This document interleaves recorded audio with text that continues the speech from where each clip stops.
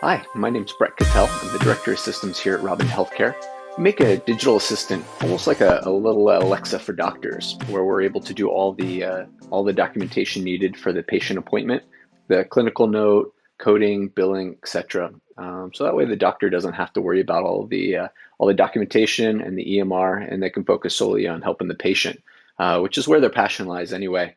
And then the patient's able to get the full attention from the doctor and not having to talk to the back of the doctor's head while they're typing away in a computer. So we're really just trying to improve the patient care experience all around. My roles at Robin include IT, compliance, especially around our SOC 2, and the technical integrations with our clients. Getting set up with our clients' interfaces with their EMR, as well as the devices integrated into the client's infrastructure. Well, thanks for joining our talk about Hump Day. Uh, how do you define your Hump Day? It's kind of around your transition from individual contributor, from player to coach, from doer to teacher or manager.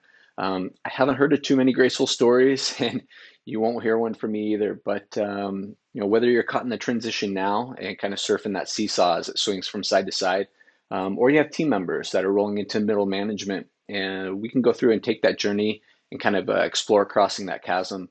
I encourage you to get a piece of paper or a note app or whatever you like to jot things down. And so as things pop into your mind, just go ahead and write those down along the way. Let's go back a little bit. Do you remember when you first got started in the tech industry? Me personally, I never had the best timing.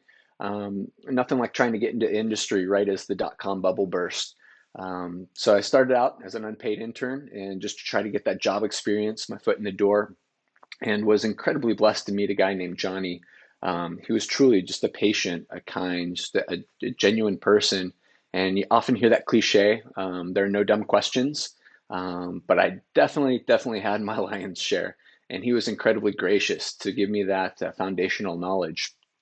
There are probably entry level things of having a a background in technology that I should have known, kind of like how to load a basic operating system. But then I learned how to install operating systems, especially even Server 2003 from Johnny, and how to find the RAID drivers from a hard drive controller, and be able to load those onto the floppy to be able to get the operating system to load properly and work on that. And he was also kindly helped me understand that you actually have to unzip the driver pack for it to work.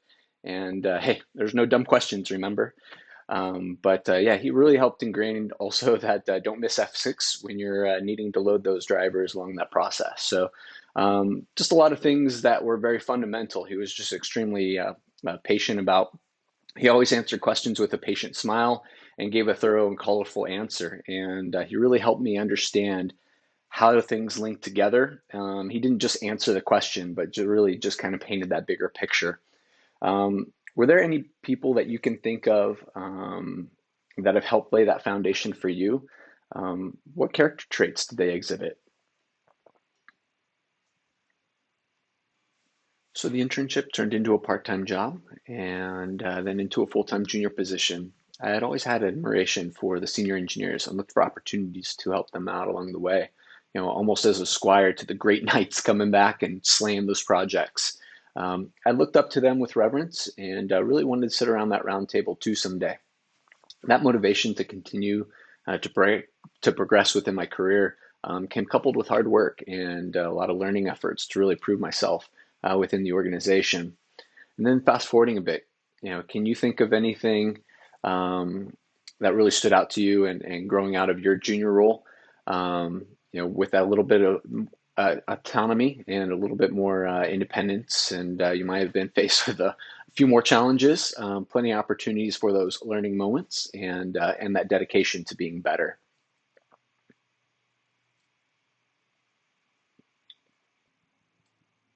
Think about your leadership during that time. Some of you may have had exemplary leadership, and you can use that as a roadmap to follow. Some of you may have had managers that put on display every leadership landmine in the field and provide an understanding of where you would prefer not to go if you were managing the team. in assertively helping out the engineers, I got some opportunities to build some additional skill sets and insights. It was a refurbishment project, our operation opportunity to save a Fortune 50 customer of ours millions of dollars each year. The senior engineer, Dale, he had been assigned to the project, and he was running the pilot phase, and he was busy on other projects, so I ended up staying late every day to help out. And as I was gold plating those systems, I made sure everything was working in top order, and everything was humming along. He reviewed the work, gave me some pointers, and really praised me as if he saw something special. And so I ended up doubling down my efforts for round two of that pilot. And by round three, I was already sitting in the driver's seat of the bus, and nobody told me to get out. So I ended up taking that bus for a long haul, and had lots of adventures along the way. Over the coming years, I was able to build it into a 10-person FDA compliant, ISO 9000 certified multi-million dollar refurbishment service that we were able to save them at least 4 to 5 times of what they spent with us. So they were happy customers as well. The trust had been gifted to me by Dale and by James, our CEO, and that was really unbelievable. It really gave me the confidence and the space to learn and to excel and to fail as well. The client did routine vendor audits, and every time I came back with 2 black eyes, and I would go through, I'd fix their concerns. I think we're all set, and by the next time they came back, they'd bring up some new items that hadn't been considered, and 2 more black eyes. So I came up with game plan each time and communicated that with James and the customer, and made it happen. Um, but the problem was really mine to solve, and that was just an amazing gift. And so I learned so much through that process. And through that process, we ended up piecemealing a whole quality management system together. Um, I remember James coming down and wearing a suit and tie on his way out. And if we were going through cleaning up for the day, he'd go through, grab a broom, and he would sweep out the warehouse and clean up with us. He insisted in helping and said that no one is too important to do any tasks in this organization. And that was one of those things that always stuck with me. So it was a great learning experience, as well as the other IT infrastructure implementation and migration projects that came my way. But then the company was acquired, and I got a whole new group of leadership. My career came to a fork when Vince, the VP of Engineering and Services at the new company, he asked me if I wanted to be an engineer or a project manager. My long-term goal was leadership, and but I had way too much fun turning wrenches, so I did what anyone would do. I cheated. I took the project management role, and then I wrote myself in as the tech resource into the projects where I saw fit. I was able to get the best of both worlds. It led me into getting certifications to back up a lot of the experience that I ended up getting. The Cisco implementation and design certs, Six Sigma black belt with quality management system and the operations from that refurbishment project, and the project management professional, or the PMP, for that experience. During this time, I knew it needed to get done. I never had much direct oversight at all. There weren't one-on-one meetings. Everything was just on an as-needed basis. I remember what Vince told me, which really set the tone. I'm going to assume you have the ball. If you ever lose it or hit any roadblocks you can't get around, you need to let me know right away, and we'll address it. I don't want to hear about it from somewhere else. And it wasn't very often that I had to escalate anything, but he moved mountains pretty quickly and handed the ball back to me, and never a mention of it again. Um, but I guess he did give me some directional advice. He shared his wisdom. Always know where your paycheck comes from. And I always thought that was really good advice, and knowing how to take care of priorities. In addition to the refurbishment operation and managing customer server and infrastructure projects, Mark, the director of managed services, he pulled me under his wing to enlist me into pre-sales support for the outsourced IT services, as well as quarterly business reviews and making sure that things were on track with the program. And as an engineer at heart, this absolutely terrified me. I was now going to need to talk to executives, and not just talk, but I also had to get their buy-in. And that was the first time he introduced me to the methodology I do, we do, you do. And I was quickly pushed out of the nest to fly. I even remember my first solo meeting and begging him to join, and Mark said, "No, you'll do fine," in a confident and carefree way. And I got a quick lesson. Executives aren't too impressed by speeds and feeds, and they're definitely not a fan of technobabble. So Mark had gone through and he shared with me the industry term with him. What's in it for me? And it forced me to really prepare for meetings appropriately with the audience in mind. And I was also taught even to be detail oriented and little things like when sending a calendar appointment or an email. You always put the client's team first, and then you also put it in order of seniority, and then ours. Both out of sign of respect, but also visibility to everyone else, so they can see the level of involvement. In reflection for yourself, what management styles do you feel work best for you, or didn't work so well, and why was that? Um, I was blessed with managers that exhibited a style towards me that I felt really worked very well. I was given exceptional amount of autonomy with a lot of expectation to communicate if there is a fumble. It worked very well for me and in my preferred work style. But the drawbacks is that it takes a lot of time and guessing and rework and a lot of scars on the forehead from trying to run through walls. But it played to my work ethic and my life situations. So, um, are there other leadership styles that you might have thought of that are better suited for you? Maybe some well-defined guidelines or a support system or guardrails, specific expectations of what success looks like.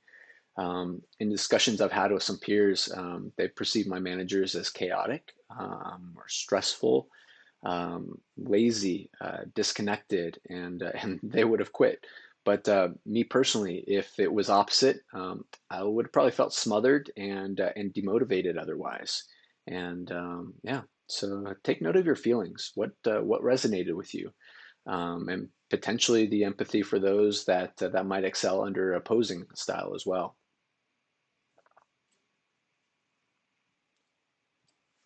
In a divine chain of events, I was matched up with CMAC, who was like-minded, and we had the opportunity to build an IT services company from scratch with strategies and vision that was pretty uncommon for the IT services space. CMAC, the CEO, he took on sales and marketing and accounting, and I took on account management and the technology from pre-sales engineering to IT operations to implementations and all that for our clients and engineers.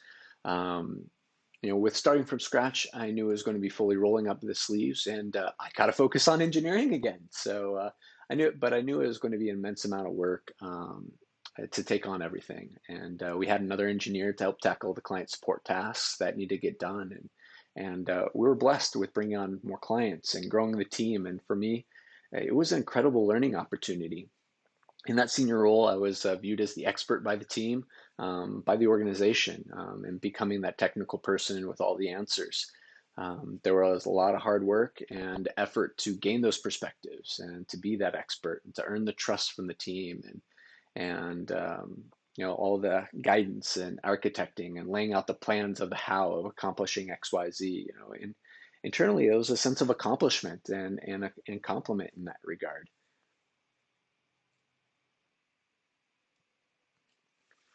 And then that day came. Whether it turned out that you were the smartest person in the room, everyone else took two steps back and you only took one, or the opportunity finally presented itself to take that management role. The opportunity came. Um, CMAC and I were at the point where we needed to break the teams in, or break into teams of engineers that would be able to serve the clients, and each team having a lead to be more effective and keeping the team members happy as well. Um, as I mentioned before, my transition to management was not very graceful. Retrospectively, I believe my mindset was still that of a team lead, that expert, just with some new responsibilities. And I had treated the new team leads as almost as administrative supervisors. I had wanted to bring some structure and some organization to the team. I started all staff Friday meetings at Friday, 8 a.m., so we can get the meeting done, over with, and off to take care of our clients. I remember one meeting, Ben, one of our top engineers, came into the meeting late and no call, no text. As he walked in, I asked him, "What time is it?" And he said he didn't know. I said, "There's a clock in the center of the table. What time is it?" And he said, 8:12. I asked him, "What time does our meeting start?" And he said 8. And I said, "That's what I thought." And just sat there, watched him as he sat down. He got settled, and it was definitely a quiet room. And then I picked up where I left off and continued. I had the philosophy that putting someone on the spot and making them painstakingly uncomfortable, the chemistry in the brain helps to sear that memory into their mind. And come next Friday, they're going to remember that. They're going to be sure to make sure that they make the meeting on time, or at least communicate if they can't, and also set the tone for the rest of the team. So of what my expectations were, they're uncomfortably watching it as well, and they'll be on time as well.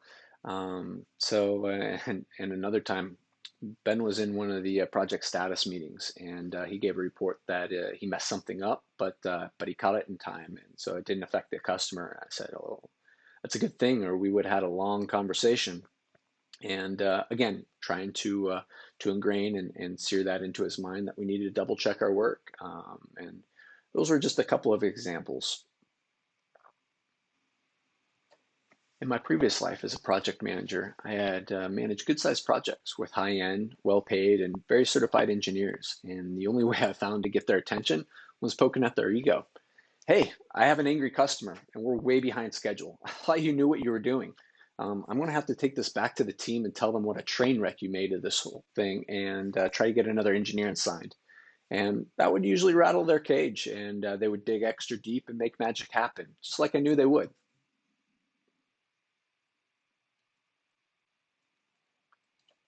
I failed to make a connection that we hadn't been hiring these bigger than life engineers.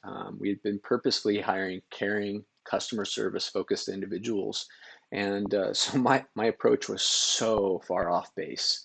Ben let Seaback know that he was not very appreciative, and how I'd been making him feel. And I felt horrible. I truly never wanted to have such a negative effect on a person. I realized that I was trying to get compliance out of fear, and not out of their own want and desire to do the right thing. And now I have a title and some clout. I don't have to resort to those tactics. I can lead out of positivity and grow that culture around that. And so that's a huge change in my mindset in dealing with the team. I had some other ways of thinking that whole team lead or team expert philosophies that didn't lend well to the management role, and some other fallacies that I found that I was bringing into management. I wasn't going to ask anybody to do anything that I wasn't willing to do myself. As I mentioned before, I saw James joining us sweeping the floors, and I really took that to heart.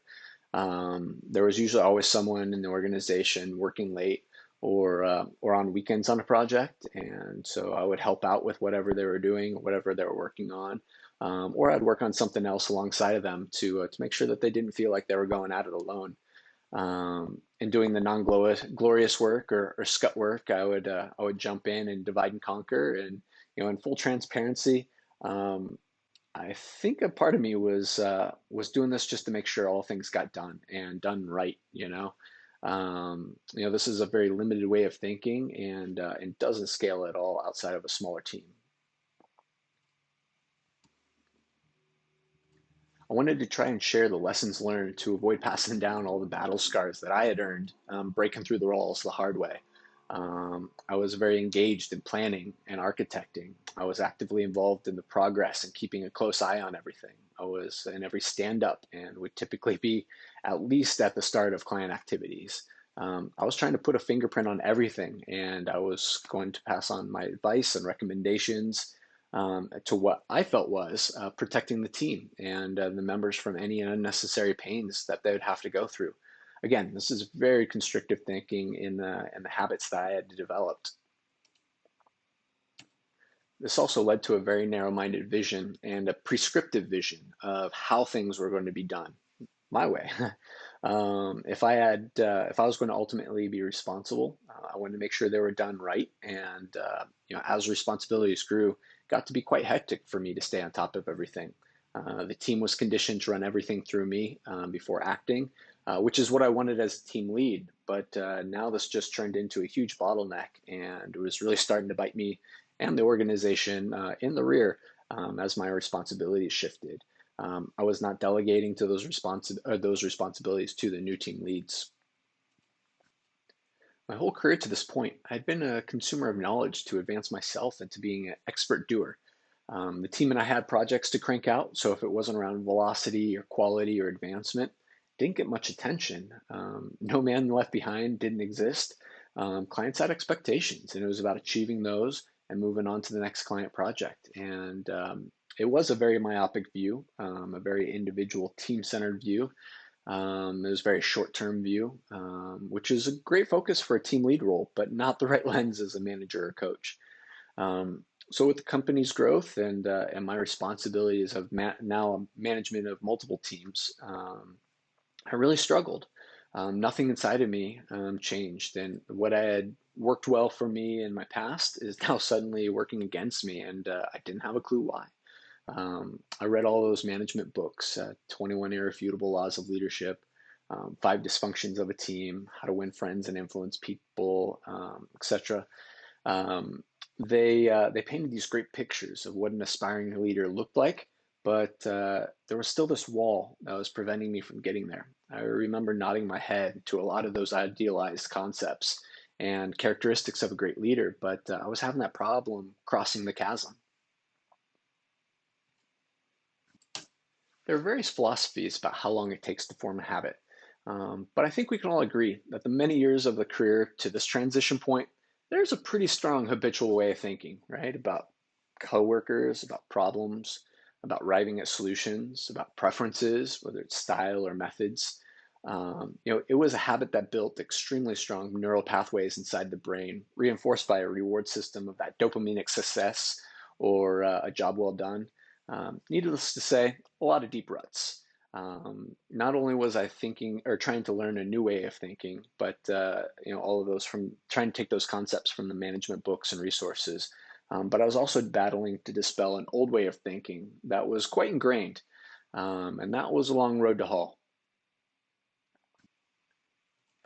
Coming to an understanding that it doesn't happen overnight or for weeks or over even a few months was really a breakthrough for me.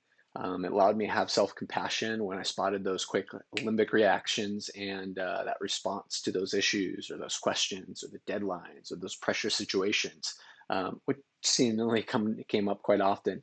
And it was okay to pause and reframe it in the moment and just take a deep breath before I needing to respond. Or after the fact, go to the engineer and let them know, hey, I didn't answer that in the best way, and answer it with how I felt I should have responded.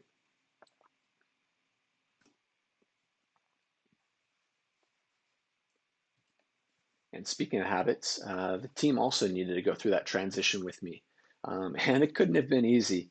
I had instilled a workflow within the team, and it was going to take a long time for them to transition. I didn't communicate the new roles and responsibilities and expectations effectively. I was sending quite a few mixed signals with me slipping into my old tendencies, and the tough part is their old habitual triggers fed into the core of my habitual triggers. So it's just this cycle, and recognizing that cycle and openly and candidly discussing it, even after the fact, is okay. It is also fine to ask the team to hold me accountable as well and simply apologize. Don't explain it away, which I had the tendency of doing that as well. Um, this took a long time for me to get past my ego and come to terms with being vulnerable. A book, Getting Naked by Patrick Lencioni, helped provide me insights on the process for that transition. Um, you do have to be careful with the book, though. I was in a conference where a published speaker was about to present. I saw an open seat, and it happened to be down towards the front, so I slid in and I opened up Audible just to see if the speaker's books were there. They weren't, so I put them back in my pocket. And a few seconds later, Getting Naked by Patrick Lencioni came blaring out of my cell phone speaker, and I could not get it stopped fast enough. I have no clue what others around me were thinking. I just kept my head down, and I could not wait for that session to start. It couldn't start fast enough for me. So be careful. Lock your phone when you put it in your pocket. Who knows what it's going to play? Back to what I started with, getting over the hump. Um, During this time of surfing the center of the seesaw, trying to transition to management or coach, it's a lot of work and a lot of effort to try to keep a sense of balance in the transition. I experienced lack of stability and lack of control, and especially the feelings associated. The long length of time for me, as well as my team, to try to kill the old habits and build new ones was not insignificant. I still found myself floundering. I was still battling old engineering and team lead Brett behaviors, and I realized I needed to change habits, but those shadows from the past kept on haunting me, and I wasn't able to shake them.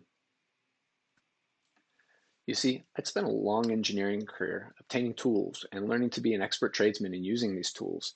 I'd been able to build a pretty nice engineering tool belt, and I was also working on building my management tool belt and developing the skills to use those tools as well. Um, just curious, have you ever tried on two tool belts before, or have you ever seen anyone trying to effectively work wearing two tool belts? Probably not. It's very heavy, it's cumbersome, especially to get to any of the tools. It's inefficient. It's really not sustainable. But I wasn't self-aware that I was running around with my engineering tool belt and my management tool belt on. And but that engineering tool belt was was really my identity. It was my daily attire. It was there in case I needed to quickly jump in, and it was really my security blanket. And it was absurd, is what it was. And but that's how I was showing up to work every day, mentally anyway. And I was expecting habits to change. But why couldn't I take it off? Trying to just change the habits wasn't enough. I was still trying to hold on to those old glory days as my past identity, still holding on to those past values, those individual myopic views, the control, the needing to put my fingerprint on everything, that list of manager mindset fallacies that I brought up earlier. I'd struggled, losing that ego of the accomplishments to get where I'm at. Um, Losing that sense of purpose of that answer expert I identified with for so long. The old Brett, the old self, needed to die. There truly wasn't a mourning process that I had gone through, and I really needed to go through do that. And hanging up that tool belt and putting that on the wall. It was heartbreaking. It was depressing for me, and I can't think of how many countless hours that I'd spent honing my engineering skills. Those sleepless nights, the long weekends, even the times that I was watching the dawn of a new day while leaving the data center. But until I went through the process of letting go, nothing was going to change. I know that process sounds kind of morbid, but for me, without taking that sense of gravity, I was never going to get to the other side of the hump. And I had to have a wholesale mindset change. I didn't have the role of doer, but as coach, let me put it this way. If I was a coach and for every critical moment of the game, ran out on the field and took snap as a quarterback, or grabbed the bat and stepped up to the plate, what does that say about my trust in the team? What does it say about my ability to trust myself and trust my ability to coach? Where would I be at today if I never got those opportunities to own those key moments? I was doing that, and I was robbing my team of that trust, that confidence that is a catalyst for them to be all stars. Um, the I had to go through and think before jumping in the next time. And the encouraging part is that the intuition, the being that expert and that everybody took a look to, and that skill that it took so long to hone, is still a part of who I am. I still have the intuition to lead the team into making those decisions and guiding the discovery process for the team, into knowing what questions to ask and when you still needed to dig deeper, and bringing up those types of edge cases that might come up that need to be solved for ahead of time. You know, I'm not going into leadership or coaching principles. Matt Ferguson, he gave a master class on that a little while ago, and but I'm going to close the loop on some of the mindset changes that I'd mentioned in needing to make in my journey from player to coach and just getting over that hump. Regarding the things I struggled with in the team lead mindset and the fallacy that I can bring that mindset with me as a manager, I really had to go through and take a humbling step backwards and map out what my new mindset would be. I'll share with you what those were for me. I'm going to go through and not do it the way that I would do it. I needed to go through and release the how and be end result focused. In my reading, employees are a lot more engaged in their work, and they deliver their best when they're given more autonomy and flexibility. Second, and what I think is the hardest for me, I had to learn a new communication style of expectations, of milestones and checkpoints, of success criteria. And it was ingrained and it was innate in me, but I needed to find a new skill and how to introspectively identify what that really was and then be able to extrapolate that and then effectively communicate that. And this is so much harder than just doing it myself, and typically took longer, but at least in the moment anyway. But that was short-term thinking, and that was something that I was working on that I needed to be changing. I'm not going to try to relive the fond memories of the glory days, but instead let go and allow the team members to be able to take the torch and build their careers. I'm owning this phase in this amazing opportunity to forge the tools and tool belt for the team members and the future leadership. Tools evolve and new ones hit the market and allow the team to be able to implement and wield those tools as business needs dictate. I'm going to trust the team members to do the work that they've been given. And just as I had been trusted when growing up in my career, use my coaching skills to be able to help ensure the vision of success has been painted clearly and the boundaries have been clearly established. I don't have to work shoulder to shoulder with them, and I can go through and sleep on nights and weekends and actually get some rest and be able to work at my peak, doing the things that I need to do. I'm going to allow the team to learn to fail with guardrails in place as appropriate to protect the team and protect the company and clients.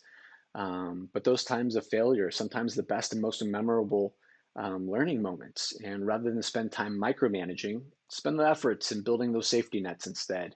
I'm going to give autonomy to work, and my creative thinking process helped mold my problem-solving skills that I have today. And I'm really doing a disservice spoon feeding them a plan and instruction manual. So help them foster those problem-solving skills and instill that into the team. And I'm going to keep my engineering tool belt on the wall unless it's a true emergency. So now I had a plan of what I wanted leadership to look like for me and my team. I knew what I needed to do, but I was still struggling with the how.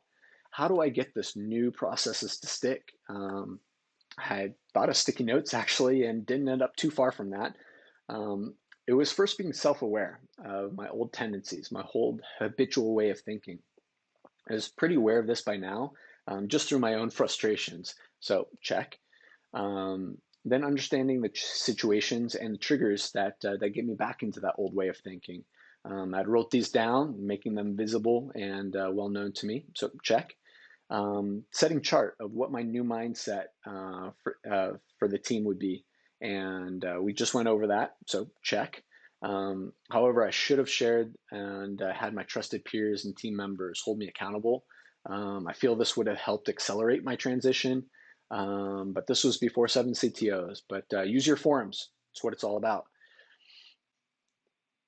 And the final step was to get over the hump and transition, was really setting those daily focal points and getting that new way of thinking really to the forefront of my mind.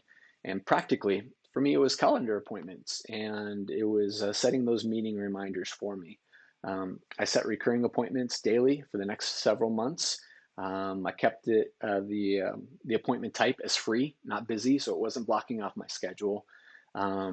I set one in the morning to be able to set my attention for the day. It was 30 minutes before the time that I typically started my workday. And I set one at 12:30 just as a check-in point for self-reflection and if I need to recalibrate from the morning, and also a reminder for the intention for the rest of the afternoon. I probably should have set one for the end of the day as a reflection to kind of see if I can chart my progress and areas that I can improve or practice in my head. How I should have responded was, but I didn't put that in there. I put in the notes section of the appointment, checks for myself. Am I a coach or am I a player? Am I showing up to work with both tool belts on, or am I just breaking glass in case of emergency and putting that tool belt on? Really, if it's an emergency, am I doing short-term fixes, or am I spending time in long-term investment? Am I spending time in enabling or doing? Incidentally, I stole this method of the calendar appointments from a friend who did this on his calendar for calendar reminders for him to call his wife and tell her that he loves her. It worked for several months until the notification popped up on a day that he was off and he was home with his wife. And apparently she didn't think that that was something he should have to set a reminder for. You live and learn. But the final thing that I wanted to leave with you was that I tuned the calendar appointment to be able to adjust it to the things that I needed to focus on. It may be recurring, but it's definitely not static. So with months of building and strengthening the new neural pathways and letting the old limbic reactions atrophy, the renewing of my mind made Hump Day happen.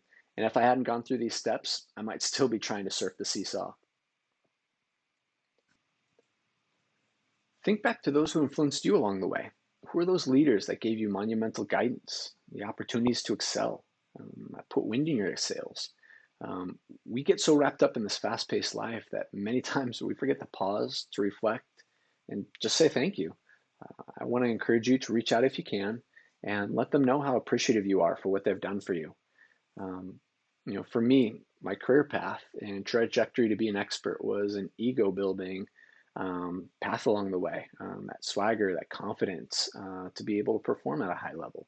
And now as a coach and a manager, I see that all disappear. I'm Johnny with that compassionate education lessons without judgment and to really help pour that foundation.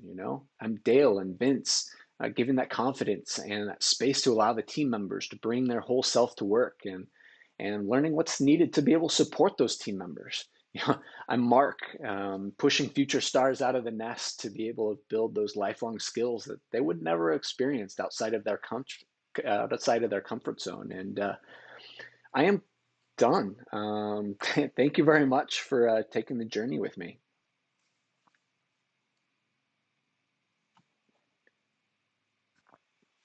I have some questions here. I have some team members that aren't motivated like I was to learn and figure stuff out by trying. I feel I still need to be actively participating in their work. What are your thoughts on the situation? They may not have had an opportunity in their lives to fail gracefully or be able to fail at all. They may have been conditioned where the risk of failure wasn't worth the reward of succeeding, and they may have developed a fear of failure, which has conditioned them into not taking the initiative to push those boundaries and to be a problem solver and find ways to make things happen, as you probably did along your career. I'm sure all of us get there. We get to where we're at just by going through and walking that tightrope and stepping out on there without the net, or while that net was still being assembled. And others may still need to have that net assembled. They may need to test it from 5 feet, then 10 feet before they're getting ready to be able to walk out on the wire. So part of it's building confidence that they may not have had in the past. I also heard a quote that you can't motivate the unmotivated. So you kind of have to do some diagnosis and kind of see where they're at. I have another question here. The company still needs me as an individual contributor. I'm not sure if I can take the leap.